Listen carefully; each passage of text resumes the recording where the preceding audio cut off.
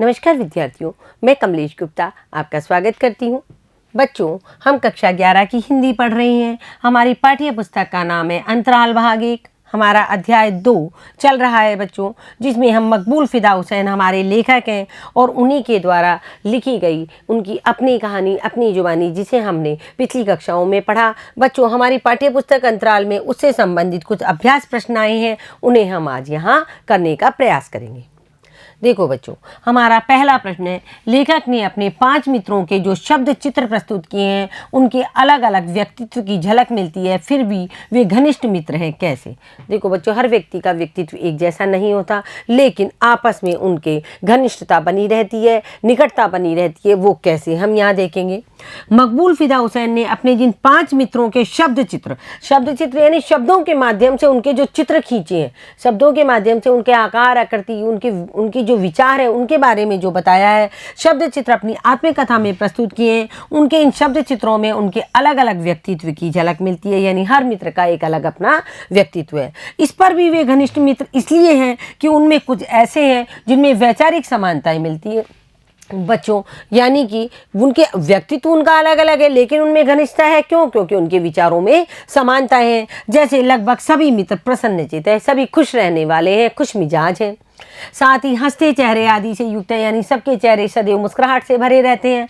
ये सभी विशेषताएं इन मित्रों के प्रसन्नचित्त रहने वाले स्वभाव को प्रदर्शित करती है। यानी जब सारे खुश रहते हैं, एक भी दुखी नहीं रहता है, तो सबकी वैचारिक जो समानता है वो मिलती है, जो घनिष्ठ मित्रता के लिए बहुत आवश्यक है। यानी कि सदैव प्रसन्न रहना आपस में निकटता या घनिष्ठ मित्रता के लिए बहुत आवश्यक है। लगभग सभी मित्र शारीरिक विकास के प्रति जागरूक रहने के कारण शारीरिक सौष्ठव से युक्त है। सभी मित्रों का जो उन्होंने लेखक ने शब्द चित्र खींचा है कि कैसे पहलवानी जैसा सौष्ठव उनका शरीर था, सुगढ़ उनका शरीर था, तो सब अपने शरीर के प्रति जागरूक थे, तो इससे भी उनमें निकटता बढ़ती है, वैचारिक समानता है इसमें भी उनकी। स्वयं लेखक ये स्वीकार करता है कि इन मित्रों से 2 साल की नज़दीकी पूरी उम्र कभी दिल की दूरी में नहीं बदल पाई। यानी ये जो इनके 5 मित्र थे, इनके साथ 2 साल ही रहे तो 2 साल ही, लेकिन ताउम्र यानी पूरी उम्र इनकी नज़दीकी कभी दिल की दूरी में नहीं बदल पाई, यानी इनके कभी दिलों में दूरी नहीं आई। अर्थात उनके दिल आपस में एक दूसरे से निकटता व गहनता से जुड़े थे कि वे आपस में एक दूसरे के प्रति घनिष्ठता रखते थे। बच्चे, जरूरी नहीं है कि हम सदैव साथ रहें, उसी से हमें घनिष्ठता बनी रहे। दिल की दूरियां कभी भी दूर नहीं होनी चाहिए, तो उससे भी हमारे निकटता, प्रेम, प्यार बना रहता है। अगला प्रश्न देखो, प्रतिभा छुपाई नहीं छुपती कथन के आधार पर मकबूल फिदा हुसैन के व्यक्तित्व पर प्रकाश डालिए। यानी प्रतिभा है जो कहीं ना कहीं उभर करके या निकल करके बाहर आ जाती है। प्रतिभा ईश्वर प्रदत्त होती है, यानी बच्चा जन्मजात ईश्वर से ये प्रतिभा लेकर के आता है, जो धीरे धीरे सबके सामने प्रकट हो जाती है। यानी बच्चा जब आता है तो जब बच्चा धरती पर आता है तो धीरे धीरे वो बड़ा होता है, और बड़ा होते होते उसके अंदर जो प्रतिभाएं हैं वो बाहर निकल करके आने लगती है। उसी तरह मकबूल हुसैन में भी चित्रकारी कला जन्मजात थी, जिसमें उनका अधिकतर समय व्यतीत होता था। यानी मकबूल फिदा हुसैन क्या थे? ये जन्मजात चित्रकार थे, यानी इनके अंदर भरी हुई थी चित्रकारिता, जो समय के साथ धीरे धीरे बाहर आई। उनकी व्यक्तित्व की निम्न विशेषताएं हमें यहाँ द्रष्टव्य होती है। पहला, मकबूल हुसैन जनरल स्टोर में बैठे अपने सामने से गुजरने वाले प्रत्येक व्यक्ति का स्केच हूबहू उतार देते थे। बच्चों, कोई आदमी सामने से निकल के ही जा रहा है, खड़ा नहीं है, खड़ा है आधा पौना घंटा, जब तो बात भी हो तो निकल के जा रहा है, उसी को एक बार एक नज़र देखने के बाद में उसका स्केच यानी उसका चित्र हूबहू जैसा का जैसा उसे उतार दिया करते थे। उनका ध्यान हिसाब किताब की बजाय स्केच बनाने में ज़्यादा लगता था। जहाँ 10 रुपये हिसाब में लिखते थे, वहाँ 20 मजदूरों के स्केच वो बना दिया करते थे। मकबूल अपनी चित्रकारिता को लेकर दृढ़ निश्चयी थे। दृढ़ निश्चयी कैसे थे कि उनसे रहा ही नहीं गया। जब उन्होंने वो विज्ञापन का जो एक पेपर देखा जिसपे पेंटिंग बनी हुई थी सिंघड़ पिक्चर की, तो उन्होंने अपनी भूगोल और इतिहास की किताबें बेच दी और ऑयल पेंट की ट्यूबें खरीद ली। तो वो अपनी चित्रकारिता को लेकर दृढ़ निश्चय थे। उन्होंने फिल्मी इश्तिहार को देखकर ऑयल पेंटिंग बनाने का निश्चय किया। साथ ही उन्होंने अध्यापक द्वारा ब्लैक बोर्ड पर बनाई गई चिड़िया को जो का त्यों अपनी स्लेट पर उकेर दिया। मतलब उनके अंदर चित्रकारिता का इतना जन्मजात गुण था कि सर ने, जो उनके टीचर थे, उन्होंने एक चिड़िया बनाई ब्लैक बोर्ड पे, उसको एज ए टीज उन्होंने अपनी स्लेट पे उतार लिया, जैसे कि बोर्ड से उड़ करके चिड़िया उनकी स्लेट पर आकर बैठ गई हो।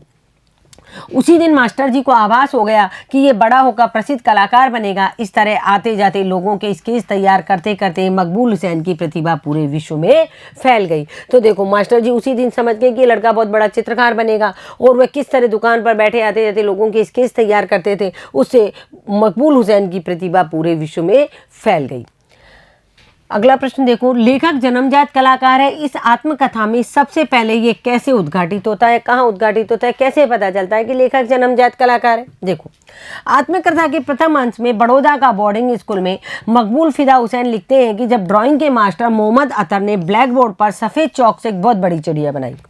जो उनके ड्राइंग के टीचर थे, उन्होंने ब्लैक बोर्ड पर एक सफ़ेद चौक से बहुत बड़ी चिड़िया बनाई और लड़कों से अपनी अपनी स्लेट पर उसकी नकल करने को कहा। अपन भी चित्रकला का पीरियड होता है, चित्र बना देते हैं, बच्चों इसको अपनी अपनी स्लेट पर बनाओ। तो सब बच्चे जब स्लेट पर बना रहे थे तो मकबूल की स्लेट पर हूबहू वही चिड़िया ब्लैक बोर्ड से उड़कर आ बैठी। यानी मकबूल की जो चिड़िया थी, किसकी चिड़िया थी? मकबूल ने जो चिड़िया बनाई चित्रकारिता में, वो ऐसा लग रहा था मानो ब्लैक बोर्ड से चिड़िया उठ करके उसकी स्लेट पर आ बैठी। अर्थात मकबूल ने उस चिड़िया के चित्र को अपनी स्लेट पर ज्यों का त्यों बना दिया और उसे 10 में से 10 नंबर मिले। यह घटना यह प्रदर्शित करती है कि लेखक क्या है? जन्मजात कलाकार है। अगला प्रश्न देखो, दुकान पर बैठे बैठे भी मकबूल के भीतर का कलाकार उसके किन कार्यकलापों से अभिव्यक्त होता था?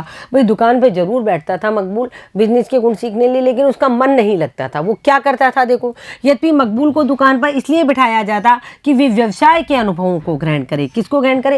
यानी बिजनेस को, व्यवसाय को, व्यापार को करना सीखे। लेकिन मकबूल क्या करते थे? मकबूल के भीतर का कलाकार विभिन्न कार्यकलापों से अभिव्यक्त होता था, लेकिन मकबूल का मन उस व्यवसाय में नहीं लगता था। उसके मन में विभिन्न कार्यकलाप चलते रहते थे जो यहाँ चित्रों के माध्यम से अभिव्यक्त होते थे। जैसे शाम को हिसाब में 10 रुपए लिखते तो किताब में 20 स्केच मजदूरों के बना देते थे। यानी किताब में सारे दिन का 10 रुपए मान लो कमाए, उसका हिसाब लिखते थे तो इतनी देर में 20 स्केच वो उन मजदूरों के बना दिया करते थे जो उनकी दुकान के सामने से निकल के जा रहे हैं।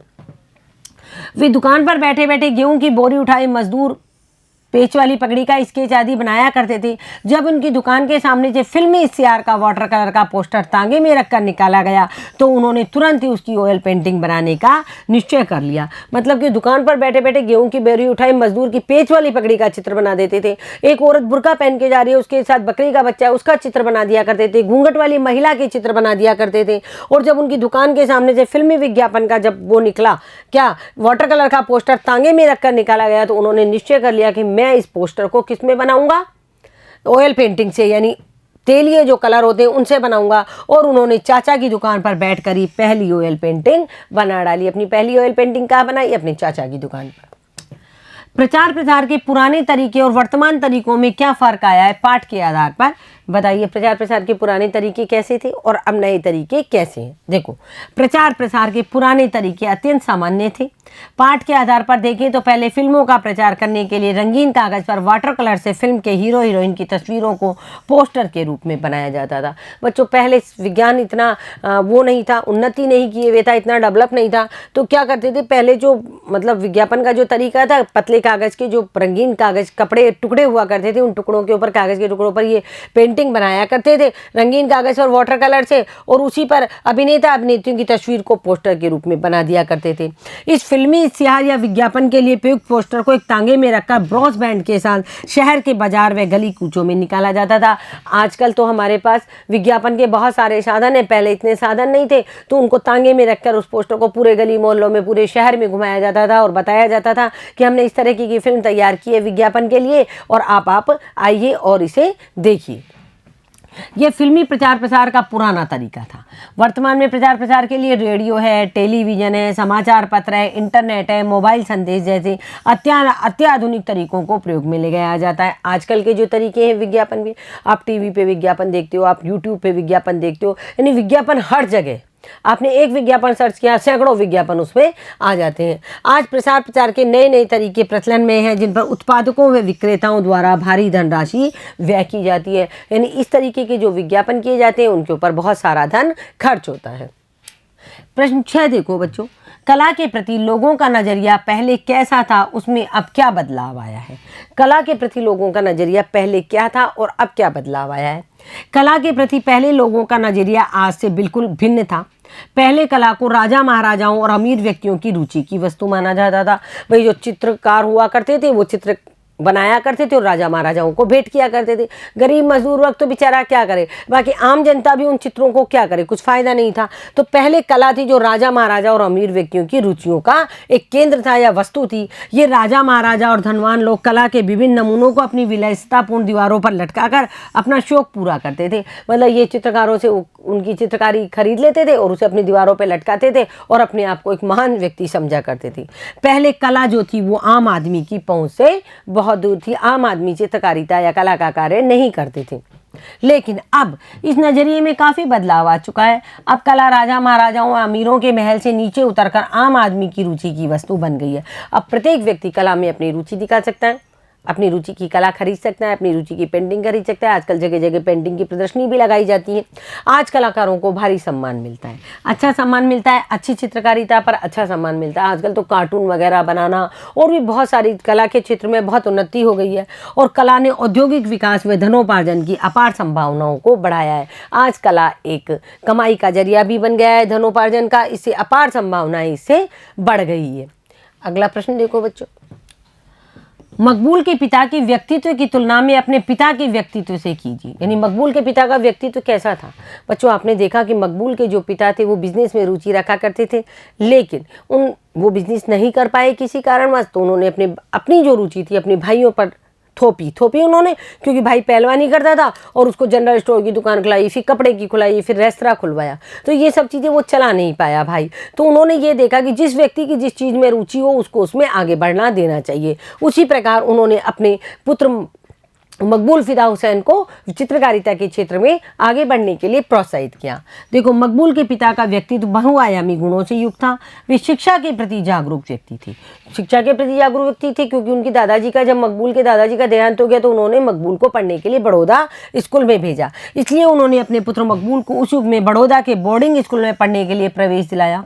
वे अपने भाइयों के प्रति सहयोग और सद्भाव से युक्त व्यक्ति थे, यानी अपने भाइयों के प्रति भी सहयोग रखते थे। भाइयों को उन्होंने दुकान खुलवाई, उन्होंने अपने भाइयों को जनरल स्टोर की दुकान खुलवाई। जब वह दुकान नहीं चली तो उन्होंने रेस्तरां खुलवाया। वे कला के पारखी व्यक्ति थे। कैसे पता चलता है? क्योंकि कला के प्रति मकबूल को वो प्रोत्साहित करते हैं। उन्होंने बेंद्रे साहब ने जब उनसे आकर कहा कि उनका पुत्र बहुत अच्छे चित्र बनाता है, तो उन्होंने अपने पुत्र के लिए बॉम्बे से ऑर्डर किया। किसके लिए? ऑयल ट्यूब के लिए और कैनवास के लिए। जब उनके छोटे भाई ने मकबूल द्वारा किताबें बेचकर ऑयल पेंट की ट्यूब खरीदने और ऑयल पेंटिंग बनाने की बात उनसे कही तो वे नाराज नहीं हुए, अपितु उन्होंने अपने पुत्र की कला को देखकर अत्यंत प्रश्न होकर उसे गले से लगा लिया कि तुमने बहुत अच्छा कार्य किया है, मैं तुम्हें तुम्हारी रुचि के अनुसार आगे चलाऊंगा। और उन्होंने बेंद्रे की सलाह पर अपने पुत्र के लिए बम्बई से ऑयल कलर की ट्यूबें और कैनवास भी मंगवाए। मकबूल के पिता जैसे आम आदमी द्वारा अपने पुत्र को उस युग में कला के प्रति प्रोत्साहित करना कला के प्रति उनका सकारात्मक व प्रेरक सोच प्रदर्शित करता है। वह समय था जबकि 50 सदी दूर थी कला भी आम आदमी से। उस समय में एक मुस्लिम समुदाय में रहकर भी, एक मुस्लिम परिवेश में रहकर भी मकबूल फिदा के पिताजी ने क्या किया, अपने पुत्र को उस युग में कला के प्रति प्रोत्साहित किया और कला के प्रति सकारात्मक सोच और प्रेरक सोच को प्रदर्शित किया। यानी उन्होंने 50 साल बाकी होने के बावजूद 50 साल पहले ही अपने पुत्र को कला के क्षेत्र में उन्नति करने के लिए प्रोत्साहित किया। वास्तव में मकबूल के पिता अनेक गुणों से युक्त व्यक्तित्व के धनी थे। उसी प्रकार आपसे पूछा गया आपके पिता के बारे में, तो आप बताओगे कि मेरे पिता का व्यक्तित्व भी उस उक्त सभी गुणों का समावेश है जो कि एक पिता में सर्वमान्य गुण होते हैं, वही हमारे पिता में है। तो देखो बच्चों, आज हमने यहाँ मकबूल फिदा हुसैन द्वारा लिखी गई मकबूल की कहानी, उनकी जुबानी को, उसके जो अभ्यास प्रश्न हमारी पाठ्य पुस्तक अंतराल में आए हैं उनको हमने यहाँ किया है। आप इन प्रश्नों को पढ़िए, उनके उत्तरों को लिखने का भी प्रयास कीजिए। धन्यवाद।